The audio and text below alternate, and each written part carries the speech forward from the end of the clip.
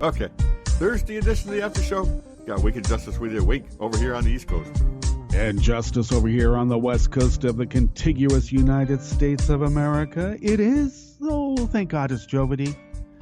Oh, we've made it, Wink. We honor the great God Job here because Thursday is truly the gateway to the weekend. Speaking of which, how are you doing?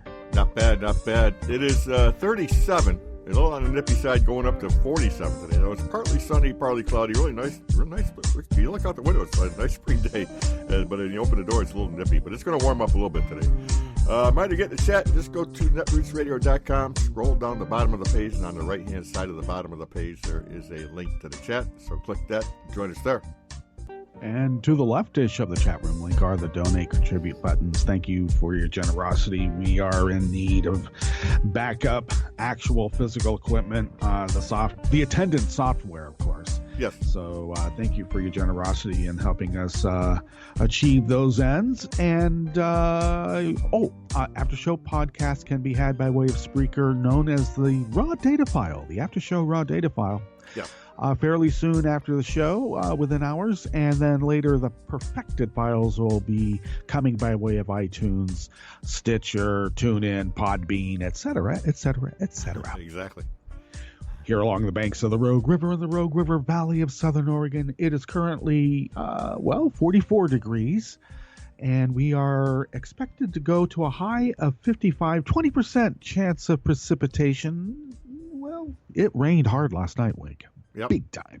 Yep. And it looks like we're going to have, I don't know if you call it a drying out period, but we won't be having rain for in the forecast for another 5 days or so, which is just fine. Yeah. Because I've got some work to do in the yard, and I don't like it when it's too wet. Speaking of which, we had all of the deadly, impaling, sticky bush hedge that was along the fence line taken out yesterday, and now I have some soil I need to start breaking up from big clods, taking out junk, that accumulates under a bush over, decades. Yeah. Right? Yep. Or a hedge. So I'll be manicuring that for a bit, and I've got like major trimming on my fruit trees. Not so much that I need to hire someone to do it. We'll see after I pulled on the pole pruner a couple of times. We'll see how if I can do one tree. Okay. There you go. Well, the others, I may have to hire it out. God, I hate getting old, Wink. Yeah. Oh yeah. Hire things out that I'm perfectly that? capable. I'm perfectly capable of doing it in my mind. Yep. Absolutely. Then I go out and do it, and I go, it never felt like this. Right. Right. Exactly. It is sad. I feel the same thing. Man, they just never tell you. Actually, they tell you, but we never listened. Right. Okay. Well, I suppose the president of the United States. I can't really call him the leader of the free world because that would be Angela Merkel. Right. Yeah. He's not that. No. But definitely angry, tweeting again. So I presume law enforcement's kind of circling in. Yeah. You get a little skittish when you know they're like right about to knock on your door. Yep. And so there has to be an explanation for it. So. Yes, breaking news. Brownback did veto Medicaid expansion in Kansas. We'll be speaking about that with Chris Reeves come Tuesday. Oh, yeah. And the fallout that will occur from now until then. Brownback's reason, the one that I suppose would resonate more, is that it didn't also defund Planned Parenthood. Right. So you just can't have it because that way when people come to Brownback and say, our health care has been taken away. Why? And he can point and say, it was because of those women, those kind of women. The kind of women that would probably sit alone with Mike Pence at dinner and maybe try to entice him to do evil things like sign on to health care. Yeah. without his wife there. Right. We can't have that. What is this country coming to when people can sit down freely and have dinner with each other, regardless of gender? Those women are the reason that you can't have your health care. And people will go, witches? Did you say witches? Yeah. Surprisingly, it will only be about the 32 to 38% that will always believe Trump, right? Do you notice like his approval ratings are down basically right there? That's always been the number for the most fringe element in American society. Yep. I did notice that. So you're never going to get below that. Right. I mean, No, I mean, you're that's there. as low as you right? can go. We've always had that number of wacko Looney Tunes. Yeah. Yep. So he's right there. And as I've said before, when you concentrate something like that, it gets very lethal and potent. Toxic. And then over time, hopefully it dissipates. My God, Wink. Well, these are the issues we will be attending to today. And they are former Tea Party Congressman Steve Stockman, God, I hated that guy, is hit with a 28-count indictment over charity fraud. Ooh. Okay, after fear-mongering about Ebola in over 100 tweets. Remember that? Yeah. Trump now proposes to slash the agency that is working on a vaccine. Because, it's now. He's a person who's just like immediate. What he did back then was then. This is now.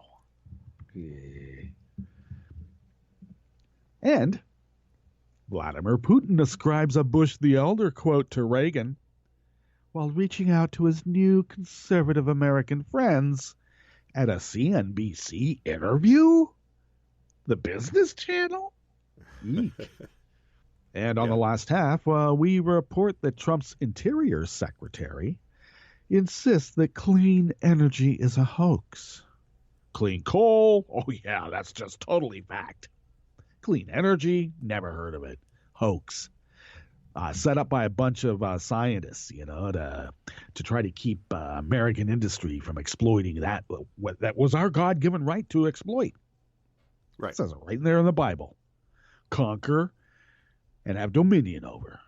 Stewardship, that's for commies. And the Trump administration decides Trump is not violating the corruption clause of his government lease that prevents him from being both tenant and landlord because he's the president and you're not. Yeah. All that, plus the Connect, Unite, Act, Daily Codes, community calendar, and more. There's always more. Almost too much more. Here on the After Show with that ever so fine fellow on the East Coast, and his name is Wink, and this guy all the way back here on the West Coast, and my name is Justice, and we do this 5 days a week in this particular, specific, and peculiar tear on the fabric of space-time because who loves you, baby? That's right. Exactly. Oh, and one other thing, like Columbo would say, it should be on the West Coast of like Hawaii, instead of, here on the Oregon coast. Yeah. That's why I always say the contiguous United States, because that's us too. All right. And if you want to get technical about it, I guess we might as well go all the way over to Guam too, huh? Oh yeah. Huh? Yep. We could go that far. The only problem with that is that then you get the Bush. It's almost the same. The Trump mindset, and they'll say, "Well, heck, what about Okinawa?" Yeah. I guess Okinawa too, And the Okinawans say, yeah, well, what's different? Oh, man. Exactly. Yep, that's called Western expansion. All right. Yes, it is. Steve Stockman, 28-count indictment for charity fraud. Wow. Well, is that shocking? It'll be defended in court that it was some sort of like liberal IRS agent that was coming after right-wing charity organizations that were trying to launder money or something. How dare you? I mean, it's crazy. You're like you only like investigate us for money laundering. Why don't you investigate the other side? Well, we did. We didn't find anything. Yeah, well, you should have. Yeah. Oh, and this is by Ross Story, out of Ross Story by way. I'm sorry, it's by the Texas Tribune by way of Ross Story. And let's see down here at the bottom, Patrick Zvitek of the Texas Tribune. The case against Steve Stockman is growing. After being arrested on conspiracy charges earlier this month, the former Texas congressman and his ex-employee were hit Tuesday with a 28-count indictment alleging they stole hundreds of thousands of dollars from charities, some of which they used to finance his campaigns and pay for personal expenses. Well, isn't that the only reason you would set up a charity scam, Wink? Especially if you're running for office, is to like funnel money into your campaign. Yeah. Because you're such an onerous person. I mean, it's hard to raise funds. So you got to color it some way. Oh, this isn't for my campaign. It's for the charity. I'm totally separate from the campaign and the charity. See, we have a back room back there. The money for the charity goes back there. Then we have a front room here where there's a campaign. And so it's separated. See, it's separated. But there's a door. We go back and forth, because we have to, I wonder if that's what it is with a lot of these people. It is hard to raise funds for their campaigns, so they gotta have these scams. Jesus. Stockman and his former aide Jason Posey are also accused of trying to cover up the scheme, in which another ex-employee has already pleaded guilty. Oops. So that's how they know. And you know what they say, Wink? If you just used the charity as like a money laundering scheme and you came clean to us and told us and stuff, we would have just I don't know, made you pay a tax penalty for the next 7 years. But since you covered it up, we're going to have to put you in jail for, I don't know, can you play tennis until you're 80? Yeah. Don't worry. If you can't play tennis, you can at least play bocce. The one where you know what bocce? Petanque. Yeah. Petanque. Little bowling metal balls, and you throw it in the court against. It's like horseshoes in a way. Yeah, it is. Try to get it in the center there, and yep. According to the indictment, that was from May of 2010 to October of 2014. Who was president then? And who was being obstructed every inch of the way by the types that Steve Stockman represented? Indeed. And I don't mean necessarily just those in his district. But we're talking boardrooms. He probably looked at everybody and said, well, everybody's got a charity scam. Why don't I have one? Over the years, Stockman sought out about 1.2 or $1.25 million in donations based on false pretenses. Well, of course.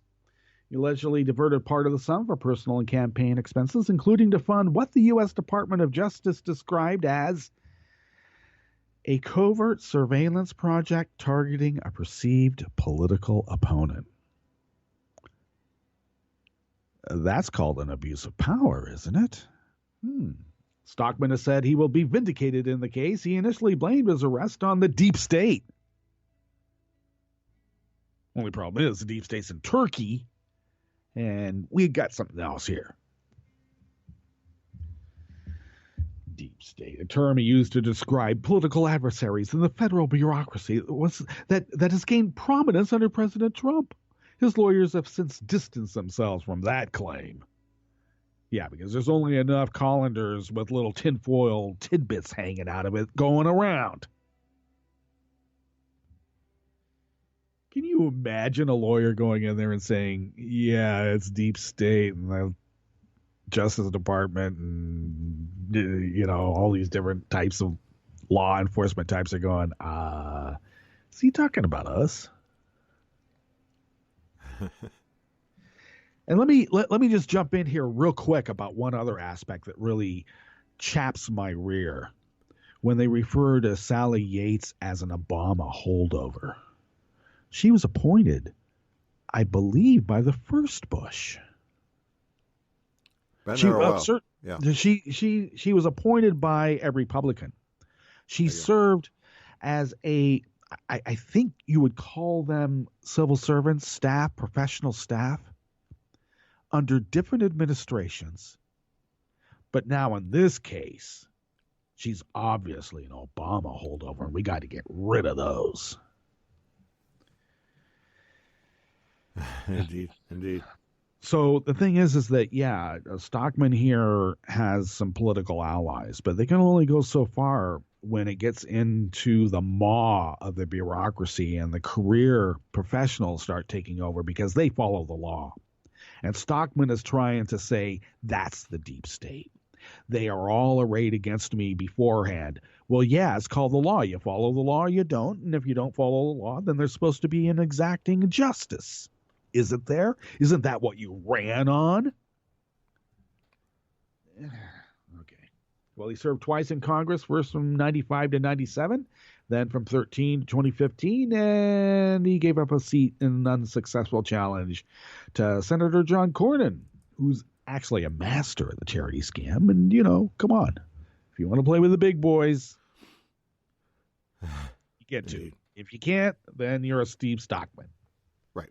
And that's usually the situation with a lot of these people. Isn't this funny also? They came in under the supposed auspices of rooting out corruption, overspending, government overspending. And here's a guy that's just gaming the system because their whole construct from the Freedom Works and the Koch brothers on down is predicated upon subterfuge.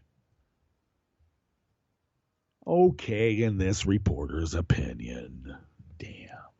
Just to be fair. Now, you would expect a germaphobe to obsess about Ebola, But you would expect a germaphobe, to maybe be a little bit concerned about, whether you can get rid of those germs. Or do you? And this article is by Laurel Raymond out of Think Progress. Oh, I got to say, whoever's doing Trump's hair now, they've kind of made it more poofy, so it's staying up in place, almost kind of like air dried in a way with product, but it's staying up in place without use of bobby pins. Yeah. Before it looked slick with product, and then you could just see a little bit of the bobby pin. But they're doing something now. I don't know. Maybe they're like blowing in hair fibers or something to give it. It does look a little different. So, okay. So Donald Trump spent the summer of 2014 tweeting obsessively about the deadly Ebola virus that ravaged several West African countries, and advocating for a travel ban for people from that region. Isn't that interesting? Which scientists and health researchers said would only make the Ebola crisis worse. Now, as president, Trump has control over the agencies responsible for dealing with crises like Ebola and working on a vaccine to counter Ebola, such as the CDC and the National Institute of Health, and is using his power to drastically slash these agencies' budgets. Because I got to tell you, 18 holes of golf at Mar-a-Lago ain't cheap, even if you are the owner. And it's got to be paid, right? And for some reason, this government is like run totally different from a business, where like I'm the boss and I can do whatever I want when I want to, and I just get to dip into, petty cash, and it pays for everything. Here, I got to like offset it. If I want to spend, $10 million a year on chief fees, then I've got to offset it. I don't know, maybe with old people's Meals on Wheels. Right. So, but then you can't like cook the books like we do in business, and just keep doing this amortization over time, and keep putting it onto the Meals for Wheels ledger. They say, okay, well, you got the Meals for Wheels done. Now you got to find another $10 million, and it just happens to be vaccines against Ebola. Because I got to tell you, when the magnolias are in bloom at Doral, oh, God, it's so beautiful. Can't miss that. What do you think I am, a plebe? Yep. Okay. Exactly. He called Obama nuts, a hypocrite, and a delusional failure, and criticized him for playing golf during the outbreak. Trump, despite promising never to play golf during his presidency, has hit the course almost every weekend since his inauguration. He advocated for a visa ban and even speculated that Obama should resign over Ebola. Remember all that? Well, he's proposing to cut CDC's budget by $314 million by slashing occupational safety and public health preparedness grants and HIV and AIDS programs. Also will eliminate $72 million from the Global Health Security Fund at the State Department, because who needs a State Department? It's all going to get rolled into the War Department. Somebody will say, don't you mean the Defense Department? Yeah, maybe that's what you call it. It is. It's all getting rolled up in the War Department, Wayne. I'm telling you. Okay. All money is being shifted there, I think, yeah. Scientists say that if his budget actually went into effect, it would be a lost generation in American scientific progress. And I suppose if you're trying to deconstruct every American institution because you just want to groove on the rubble, it seems to me like that's a feature, not a bug. Of course they want a lost generation of it. I don't know. Is Steve Bannon really a Leninist, or is he an anarchist? I think he's part of Black Bloc. I mean, is Black Bloc really who Black Bloc says it is? I think it's Steve Bannon and his crew. Well, this is by Travis Geddes out of Raw Story. Russian President Vladimir Putin erroneously quoted Ronald Reagan as he reached out to American conservatives who are now suddenly friendly with his administration. Were they ever patriots, Wink, or were they just lusting for power? Sure sounds like that to me. They wrapped themselves up in the flag, Wink. They wrapped themselves in the flag, and they denigrated all of us who said, we should try to make our communities better for each other. And they called us un-American for that. Yeah. While wrapped in the flag, and all the time waiting for anybody to come save them from the colored hordes who are taking over the life that they thought that they had a grip on. Putin misattributed the famous "read my lips" quote by George H.W. Bush to deny Russian interference in the U.S. election after he denounced those allegations as lies. As your famous President Ronald Reagan said, "read my lips." Oh, that was Bush. I said, "read my lips." A CNBC moderator asked Putin during a panel on Thursday in Arkhangelsk, Russia, whether any evidence would show he attempted to meddle in the November election, and he invoked Reagan's name before quoting the Republican president's successor.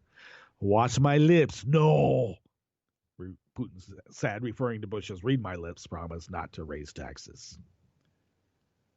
Okay, so I got the quote actually a little bit wrong, because it is Russian, right? "Watch my lips. No, I did not meddle in those elections." Well, of course you didn't. You ordered others to do it. That's what presidents of Russia do. Come on. And that's how they think. I mean, that's how they get out of it, Wink. I never pushed a button. Not me. Well, your advisors did it. Well, you didn't ask me that. Russian president described allegations of his interference in the election as American political propaganda intended to undermine President Donald Trump's legitimacy. Really? I love that. That's rich. 1,000 propagandists hired and paid. This is all part of the indictment coming down now, Wink. 1,000 propagandists hired and paid and targeting specific states in which to flood the local message boards and social media, park benches, billboards, letters to the editor, TV spots, etc., etc., etc. Wink. Isn't that amazing? But that's all propaganda on our part.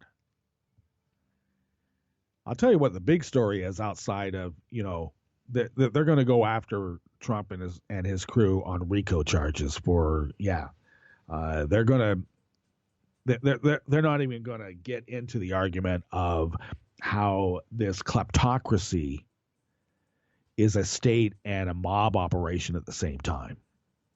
So they're just going to call it a mob operation, not even attend to the obvious treason aspect of it. So it's going to be RICO charges, Wayne. The kind that you use when going after people who have been working with the mob.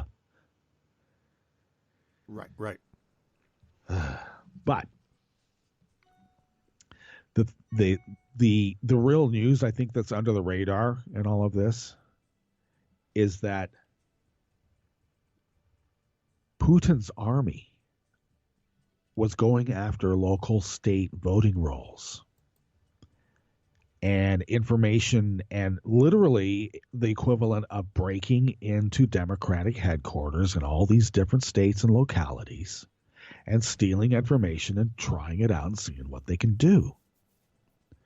Were they successful in pushing maybe cross-check to get enough people off of voting rolls? I mean, the word is now is that this was all exploratory, but the fact is they did it. So when they talk about, they never flipped a vote. Yeah, they tried to, though.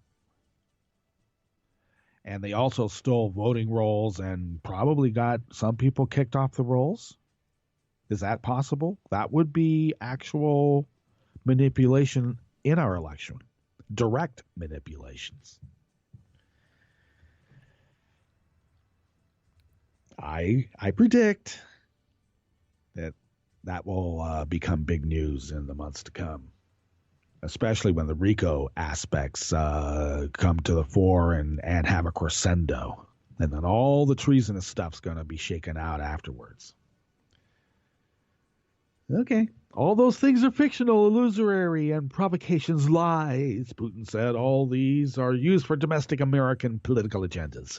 The anti-Russian card is played by different political forces inside the United States to trade on that and consolidate their positions inside. Well, of course. There's all these platitudes, of course. You hear law and order, I'm anti-Soviet. And then as soon as these people who are the most anti-Soviet turn out to be, pro-Soviet.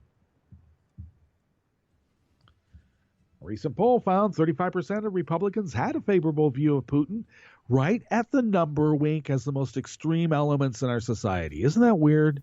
It's always the same number, compared to just 9% support for then-President Barack Obama. 35% of Republicans loved their Putin, where at the same time only 9% thought that the American president, was, only at 9%. And we have to be nice to them. We have to figure out why they think the way they do.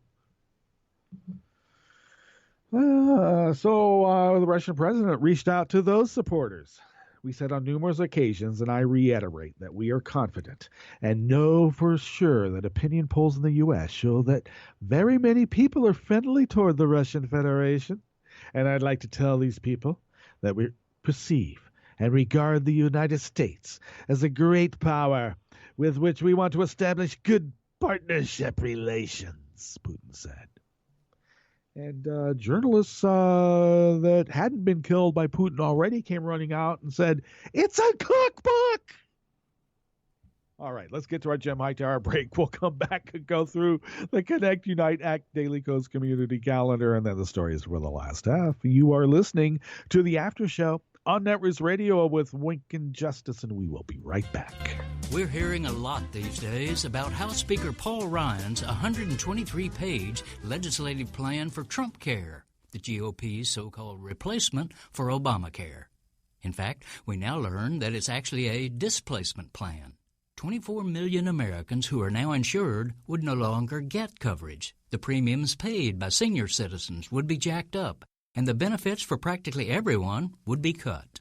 But Ryan did make sure that one group with special needs will benefit from his legislative wizardry: the CEOs of giant insurance corporations.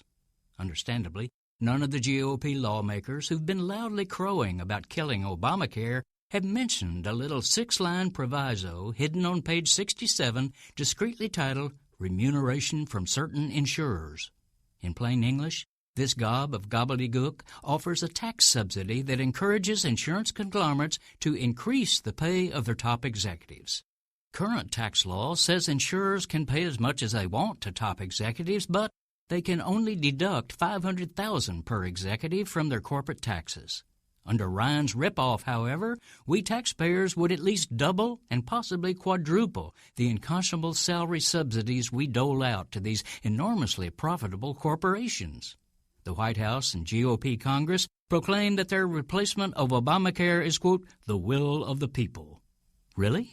How many Americans really think that jacking up the pay of super-rich insurance chiefs is a proper use of our tax dollars?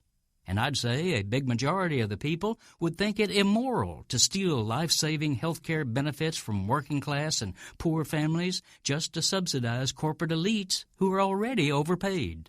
This is Jim Hightower saying, if Republicans actually think their executive pay subsidy is the will of the people, why are they keeping it a secret from the people? Need an antidote to the progressive blues? Want some good news about how grassroots folks are rebelling against the corporate powers and winning? Well, here's an easy-to-swallow pill for you, the Hightower Lowdown. Hightower's monthly newsletter will give you the lowdown, even as it lifts you up. It's 4 pages a month, jam-packed with facts you can use, actions you can take, and Jim's own Texas humor, all for only $15 a year. To become a lowdowner, go to hightowerlowdown.org. You are listening to netrootsradio.com. Please hang up and try again.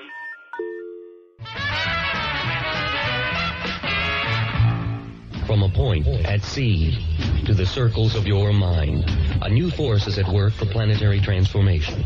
New radio for a new Earth.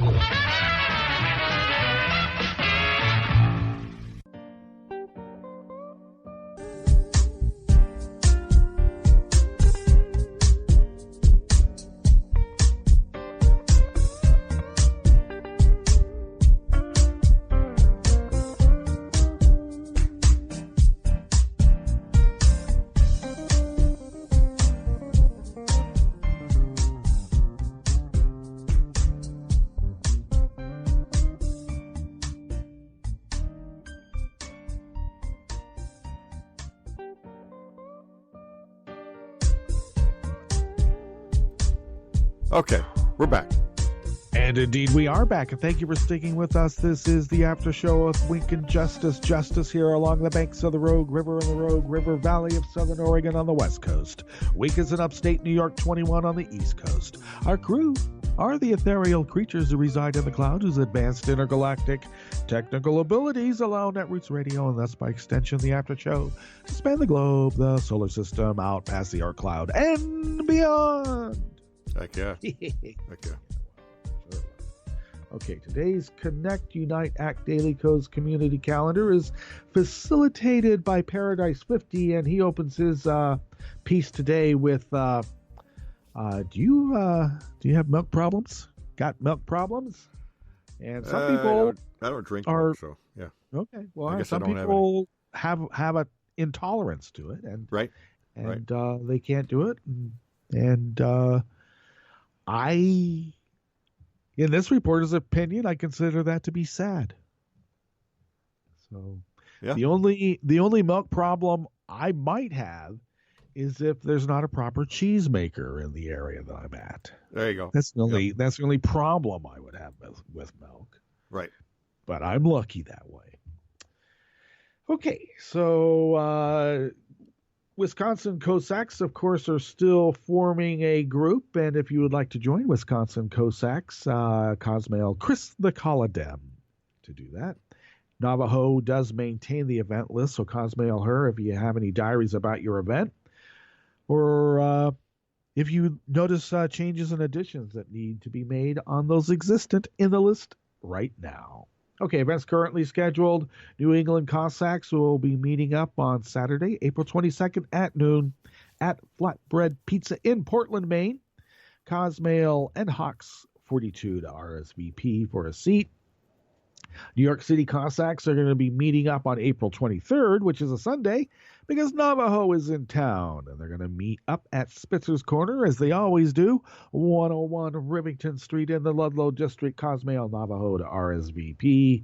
And Thinking Fella and Ojibwa have been organizing the third Epic Glacier National Park meetup, held on June 30th through July 2nd of this year. There is a diary for important planning details linked at the Connect Unite Act Daily Codes Community Diary. Can also be had at links at show notes, both on my Daily Codes Diary and the blogger link.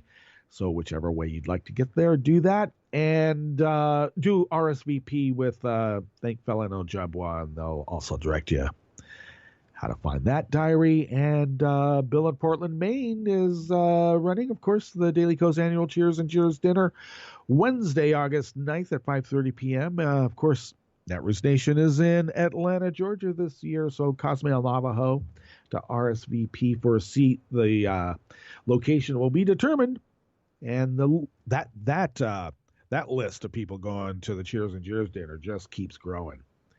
All right, that is your Connect, Unite, Act Daily Codes community calendar for the 30th. It was like even more of a squiggly line, Wink, and when I got a little bit closer, it turned into a 3, which it always is. So, yes, the 30th, my God. Tomorrow. Yes, April is around the corner here now. Yes, April showers. Yes, that's all right. Okay, so we are now in the last half. Boy, oh boy. Trump's Interior Secretary, of course, Bannon came out and pointed out, all these secretaries and all these different departments were put in there for a specific reason, and that's to, quote, deconstruct the administrative state. This is by Kylie Crow out of Think Progress. Secretary of the Interior and former Montana Congressman Ryan Zinke joined Fox News Radio's Kilmeade and Friends to discuss the Trump administration's wave of actions related to energy and the environment. Well, of course, we know he's not speaking to, he's speaking to a specific crowd. Isn't it like around the 32 to 37%, right? Right in there. Backbenchers. Yep. The rump party. Okay. Zinke praised Donald Trump's sweeping order to roll back Obama-era policies designed to mitigate and prepare for climate change, and defended his agency's move to lift the temporary halt on new coal leases on federal lands, a reversal that will come at a significant cost to taxpayers for claiming there's no such thing as clean energy. Right. Everything's dirty. I'm dirty, you've got to be dirty. If I'm dirty, and I'm clean of soul. I'm clean of heart. And if I'm dirty, I can't imagine how dirty you are. You must be really dirty. I'm just trying to get into the mindset. How is it that they would think the way they do? I understand you are today rescinding a ban on coal leasing on federal lands. Are you hurting the environment to help jobs? One of the Fox hosts asked. We are not hurting the environment, Zinke replied. If you look at it, is there such a thing as clean coal? Well, there's no such thing as clean energy. Even wind comes at a cost if you want to talk about migratory birds and cutting through. I love that one. The birds. The birds hitting the wind turbines and stuff. Patently untrue, of course. Yeah, every now and then a stray bird does, get smacked. Yep. Sort of like the same kind of birds that fly into a tree and, smack themselves too. Because they got a little bit too old and disoriented, and that's how nature calls them out. Sorry about that. Yeah. And there's been many, many studies. There's been wind turbines in the Altamont Pass since, I was in late high school. There you go. Back in the early 70s. The same argument would come up. Oh, you're killing birds. No, we're not killing birds. But I love how it gets perpetuated. It just, people believe it. So it's got to be true. I heard it on the news, Fox News. We're not hurting the environment, he said. But coal, can we do better? Absolutely, Zinke continued. But it is better to export cleaner coal overseas than to have China use low-quality, high-sulfur coal. Okay, let's sell them clean coal. Yeah, I like that. So if you want to look at how to protect the environment, it is better to use cleaner-grade coal made in the U.S. than it is for China, which is building coal power plants as we speak. They're reducing their nuclear power capability and expanding their coal-fired power plants. Actually, now they're not. They did with dire ramifications, acid rain. I mean, it's just insane over there. Yep. We need to make sure we provide them the cleanest coal and invest in our technology here at home. Everyone wants clean air and water, but we can do it better. Renewable energy is called clean because it is far less damaging to the environment than the combustion of fossil fuels like coal, which releases carbon dioxide into the atmosphere, accelerating global warming. While wind turbines do pose a risk to birds, far more birds are killed each year by collisions with cell and radio towers and cats. And of course, bird fatalities have no impact on the relative cleanliness of an energy source. I'd like to know how many birds have fallen out of the sky because of smog. How many of those fell out of the sky?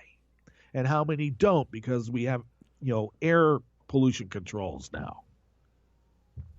Right. Clean.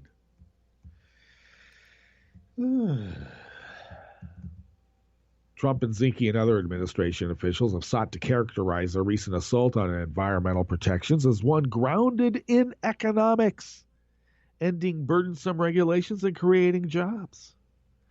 But as experts have repeatedly emphasized, the economics of coal are increasingly dim, and despite what Trump may claim, he cannot bring the industry back. This is what cracks me up, and at the same time, Zinke comes out here in this article and then also states, clean energy is picking winners and losers. Well, what the hell is Trump doing with coal? If you hear some pounding, it's because I got pounding here. Sorry about that. Okay. Yeah. How does that work? Well, it works on Fox and Friends, doesn't it? Nonetheless, in a statement lauding the president's order to reverse the halt of new coal leases on federal lands, he said, "We can't power the country on pixie dust and hope." Clean energy continues to be a rapidly growing sector, with wind and solar jobs growing 12 times as fast as the rest of the U.S. economy. Nearly every state has more jobs in clean energy than fossil fuels. And with clean energy jobs outnumbering fossil fuel jobs by more than 2.5 to 1, and outnumbering coal and gas jobs specifically by a magnitude of 5 to 1. But apparently that's pixie dust and hope. I'll tell you what's pixie dust and hope. Pixie dust is like some coal dust. And blowing it off your hand saying, there goes our future. Yeah. Zinke also touted an all-of-the-above energy approach in the past. I think in German that's called Gestalt. And did so again in the Fox News radio interview, adding that the market should play and governments need to get out of picking winners and losers. A statement that doesn't square with the Trump administration's apparent desire to prop up the coal market, despite market signals. Like much of Trump's cabinet, Zinke has misrepresented the science regarding human-caused climate change, falsely testifying in his confirmation hearing that there is ongoing debate over how much of an influence humans have had on recent warming. And unfortunately, now there's not a debate on that. We keep hearing it that it is, and that's where the brainwashing is, because the science says, nah, no, we're there.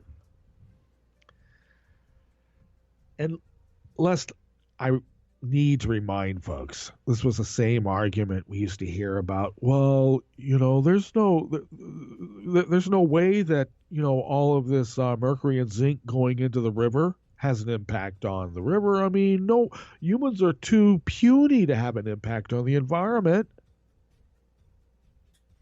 And then you had to get some scientists out there sometimes sneaking around to take samples to show, no, actually, those concentrations are deadly. We got to stop doing this.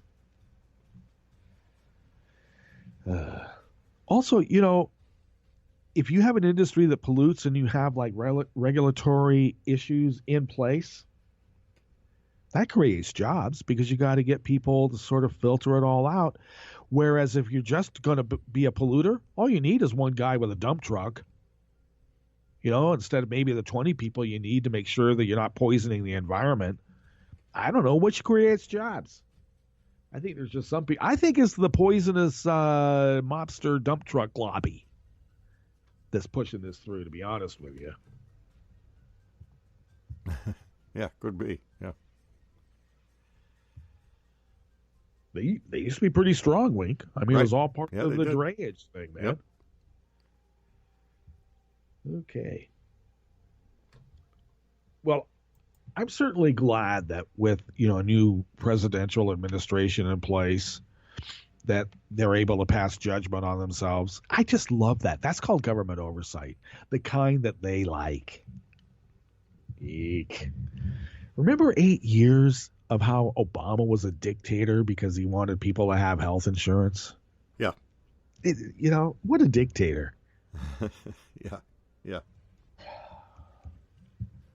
Do you remember all those like investigative committees that were looking into how Obama like unlawfully gained financially in his position as president? Remember all those?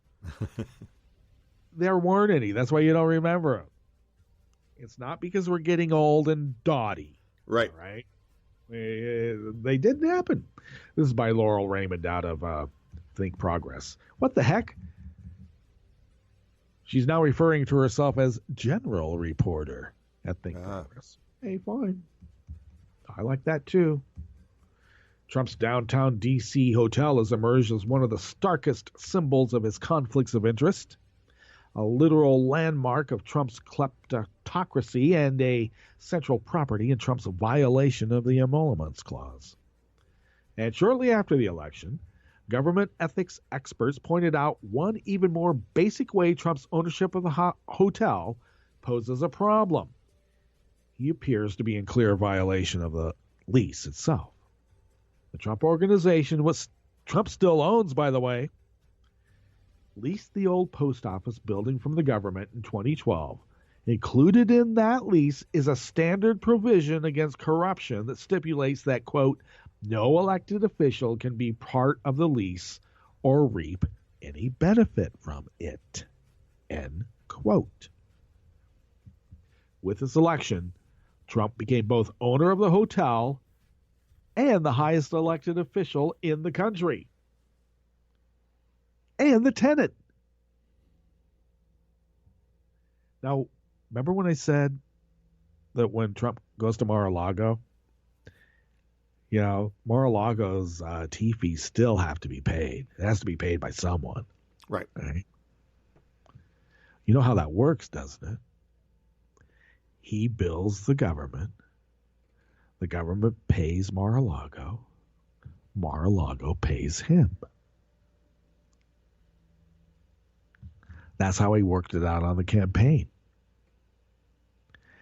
He would rent a site at one of his properties. The campaign would pay for the facility, and the facility would pay him. Heck yeah. That's a good racket right there. On Friday, the General Services Administration, which manages the lease, finally issued their ruling into the matter and ruled that clause poses no problem for the president, and thus the lease is perfectly valid. But ethics experts characterize the decision as a joke and a spinectomy. Yeah, I guess somebody took their spine out of them. Not only is the conclusion unexpected, unpersuasive as a matter of law, but as a matter of policy, it is harmful to the integrity and thus the credibility of the GSA, the presidency, and federal procurement process. Stephen L. Schooner, George Washington University professor of government procurement law, told Think Progress. And I, Justice Putnam, co-host of the After Show, say this is exactly what they want. Now let me repeat this again. It is harmful to the integrity and thus the credibility of the GSA, the presidency, and the federal procurement process. And Steve Bannon is sitting exactly. The GSA based their assessment on a few points, all of which ethics experts and also House Democrats, we must add as well, find unpersuasive. First and foremost, contracting officer Kevin Terry, who wrote the General Service Administration ruling and who negotiated the original deal with the Trumps, trots out a familiar defense that Trump may still own the hotel, but he was resigned from all management positions and handed control over to his sons Eric and Donald. And they come and they bring him bags of money and said, "Here it is, Dad." Whether this appearance of a barrier means anything at all in reality is dubious. The Trump organization has provided no evidence that Trump does not talk to his sons about his businesses beyond promises. And indications are that promises of a firewall are already being broken. Eric Trump recently told Forbes that he would continue to give his father profitability reports as often as every quarter, despite promising not to discuss the business with him. Well, that's nice. On the bottom line, profitability reports and stuff like that. But that's about it, the younger Trump told Forbes. I talk to him a lot. We're pretty inseparable.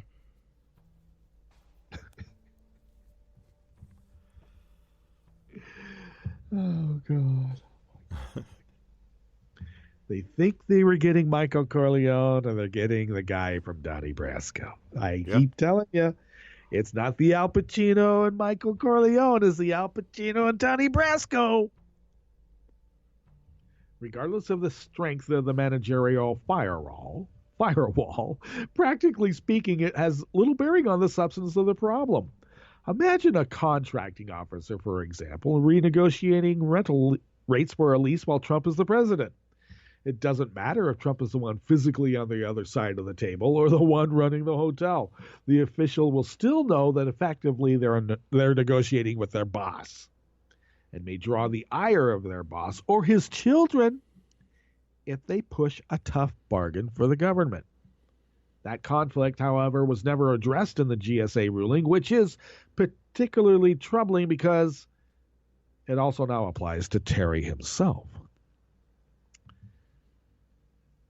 The decision favors the president, who in effect is a supervisor, just as it favors the GSA in terms of maintaining the status quo. But it also pleases his, and that's the CEO's ultimate supervisor, the head of the agency, who serves at the president's pleasure.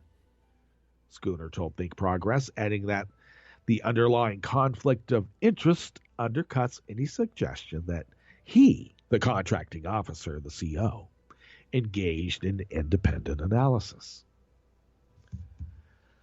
So, of course, we know that since Trump still owns the hotel, he's playing a shell game, isn't he now? Where's the P? Is the P under this one? Oh, look. Nope, over here. No, not under here either. Damn, it's here somewhere.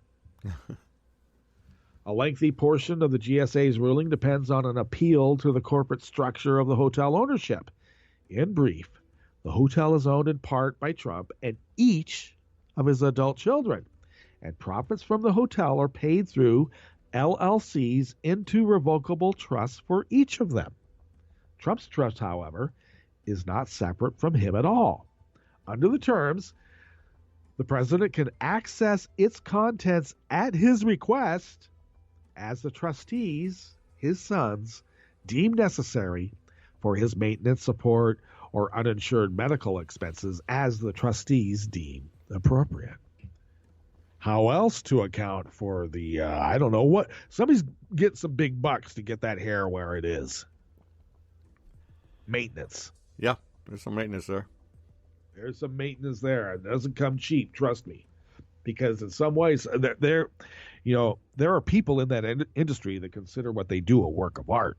Right, right. And they're looking at it and they're going, man, that defies gravity. Indeed. And that costs. When it defies gravity, it costs. Maintenance. Deemed appropriate. In response to concerns, the Trump organization did add one change to the operating agreement, which Terry thanked them for in his ruling. The contract now stipulates that the hotel won't pay any of its revenue into Trump's share of the ownership, thus cutting his trust off from the money from the hotel. In other words, during his term in office, the president will not receive any distributions from the trust that would have been generated from the hotel, the GSA letter reads. Yeah, but just because Trump can't access the earnings now, however, doesn't mean that he's not earning profit from the hotel during these years, during which his hotel has conveniently become a popular venue for foreign embassy events, conferences, and business meetings between business interests and lobbyists hoping to curry favor with the president. I'm sure it's like confusing for a lot of foreign dignitaries. Like, now, normally we would just like bring the bribe in an envelope and hand it all to the guy, and it's fine. But like, does part of the bribe go into like our hotel expenses? Is that part of the bribe, or is that separate? Because we have a ledger back at home. Yeah, I mean, we can't just like spend money willy nilly. Right. We got people we got to answer to back home, and if you don't answer right, you might get a bullet. And you got to pay for the bullet. No one likes that. So I'm thinking that part of the bribe's going through the hotel, too. It's like interest. He collects interest, too. It's like a little savings account, wink. It's okay. I'm not making any money. This decision allows profits to be reinvested back into the hotel so Trump can reap the financial benefits when he leaves the White House. See? It's a savings account. This is exactly what the lease provision was supposed to prevent, Representative Elijah Cummings and Peter DeFazio said. Cummings and DeFazio are respectively the chairs of the House Committees on Oversight and Infrastructure and Transportation, and have been some of the leading congressional advocates for an inquiry into the Trump Hotel. Lawyers for the Cork Wine Bar case against Trump, which alleges that the Trump International Hotel enjoys an illegal business advantage due to its association with the president, echoed that sentiment. The defendants have done nothing other than play a corporate financial shell game in an effort to conceal the fact that Donald J. Trump continues to momentarily benefit, even if such monetary benefits are delayed until after the term of his presidency. Scott Rome and Mark Zaid, co-lead counsels for the case, responded to the ruling in a press statement provided to Think Progress. There's also one final wrinkle in the hotel's ownership. Ivanka Trump, who also has a share in the hotel. Yeah. Wake, it goes, it just, it is so tough, isn't it? I love it, yeah. Okay, so Democrats have been pushing the GSA to investigate the case of the hotel. Inspector General Carol Ochoa, however, said that she would hold off until the ruling came down. Democrats have also made repeated requests to the GSA for the hotel's revenue and expenses, and the GSA has not responded. Lawyers for the court case floated one more possibility for evaluating the lease that the Trump organization may raise in their defense of the case. Several courts have, in fact, rejected prior conclusions of the General Services Administration as arbitrary and capricious, they say. The General Services Administration conclusion does not prevent a judge from making an independent determination. Yeah, when you got your hand-picked inspector inside the GSA and they're going to court and saying, oh, yeah, it's perfectly legal, he's the president, and the judge says, I think I need to make an independent review on this. Thank you very much. I'll get back to you. All right. Well, that brings us to the end of our relative broadcast period. It being Thursday, of course, we do have Hartman coming up about 6 minutes after the hour. We'll be playing in the interim You by the Dining Rooms. And, of course, like I mentioned, Hartman coming up next, and then followed by Democracy Now!, Randy Rhodes, of course, and we got some great content that goes around the clock, 24/7. 365. And why do we do it? Well, because who loves you? Oh, and one other thing. Wink. I'll see you on the other side. All right. We're out.